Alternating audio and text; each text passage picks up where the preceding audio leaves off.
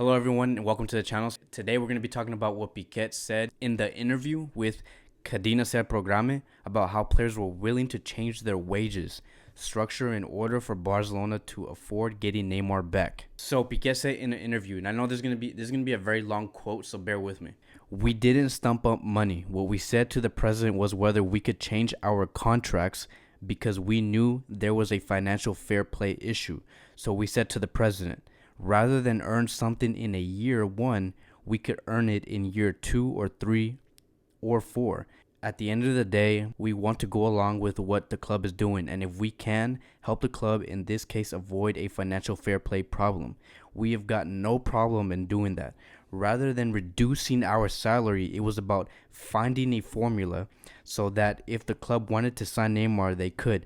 At the time, they thought it was a good idea, but then other problems cropped up. So for those of you who don't really understand to what he was saying, he basically said, look, President Bartomeu, I'm gonna explain this as simple as possible. So Pique said, you don't have to pay me $30 this year. You could just pay me $15 on year 1 and then spread the other half into 3 years. You could just pay me the $5 in 2020, pay me the other $5 in 2021, and then the other $5 in 2022. And so I'm glad that the president didn't let this plan go through. And I'm going to show you guys a table. So I'm going to make this as simple as possible. I'm not going to use million euros or like hundreds of thousands. I'm just going to make this into dollars. I'm going to make this very easy and simple. I know there's going to be a lot of variables that go into this, but then again, I want you guys to really get the picture of what was going to go on in the summer of 2019. So let's say Barca has a total of $160 a year to spend. And every year, Messi needs to get paid $30. Pique needs to get paid $30. De Jong needs to get paid $30. Arthur needs to get paid $30. And Suarez needs to get paid $30. Now, look, I know there's a lot of other players that need to get paid, but then again, I want to explain this as simple as possible. Which means, so since Barca has $160 a year to spend for their players, once they do pay out Messi, Pique, De Jong, Arthur, Suarez, those $30 in total would be $150 a year to spend on their players, which means if you take away 150 from 160 of Barca's income, Barca still has $10 in their bank, and this is without the Neymar situation. So if you add the Neymar situation and the club goes by what Pique says, what the players' plan was to get Neymar back, it would be on year 1, Messi, Pique, De Jong, Arthur, Suarez gets paid $15, so you cut half of the $30 and you get $15 for each of these players. Now, where does the other half go? The other $15 go? Spread the other $15 into 3 years. So put $5 on year 2, $5 on year 3, and $5 on year 4. So that means on year 1, Barca only spent a total of $75 for their players' wages. Meaning, if Barca still has that $160 a year income, Barca has a total of $85 in their bank instead of $10 in their bank. And so now Barca is like, oh look, we're in the financial situation to be able to afford Neymar. We have $85 in our bank. So let's say PSG is like, I want the most money for Neymar. I want $75 for Neymar, which means Barca is like, okay, I have $85 in the bank, so let's spend it on Neymar. So they bought Neymar, and now if you go to year 2 and Barca still has that $160 a year income. Now, look, I know there's going to be a lot of variables. Like I said, I'm going to continue saying that because I don't want you guys thinking that I'm dumb or something. But look, income for Barca could rise and it could go low, but you never know what could happen in these 3 to 4 years. But let's just discuss this just for the sake of simplicity. So if you go to year 2,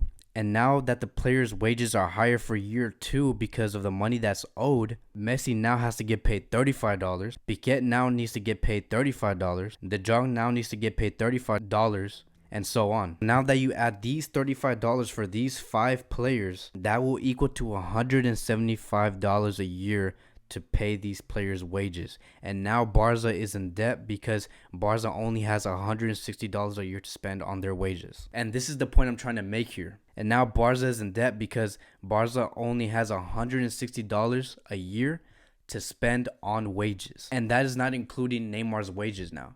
And so now Barca is in big trouble. And this is the point I'm trying to make. This is why I made it so simple, is to never spend the money that you don't have. This problem is very common to a lot of clubs. It even says on the financial fair play rule, it says Literally, there's a statement on it, and it says, the financial fair play rule was made to establish to prevent professional football clubs spending more than they earn in the pursuit of success, which is what Barcelona's trying to do, and in doing so, getting into financial problems which might threaten their long-term survival.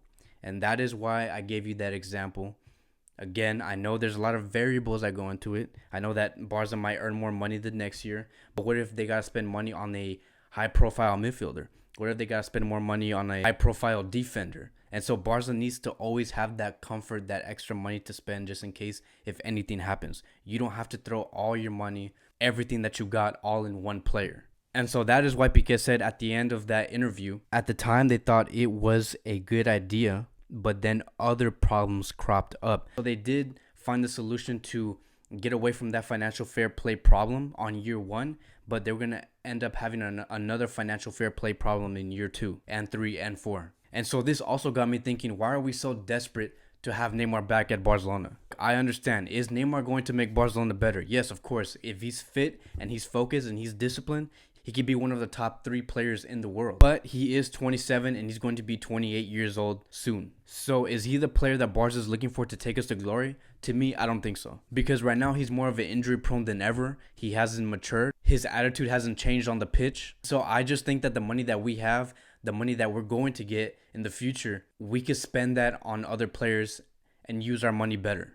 And that includes players like Matthew Didnt or Mbappe. And those are players who are disciplined, who have maturity, and who are willing to improve their work and the right attitude to lead us to titles. So let's just ignore this Neymar transfer saga. This shouldn't even happen. I don't like what Pique said in this interview. It's just not a good financial choice. And again, I do think that we should spend our money better. We don't need to get Neymar back. We shouldn't be so emotionally attached to this player. We could do better. All right, guys. So thank you guys for watching. I know it got a little complicated right there, but I hope you guys do get it. And if you guys do have any other questions about what Pique says, just comment down below. And I appreciate you guys for watching and taking the time to watch this whole video. I'll see you guys next time.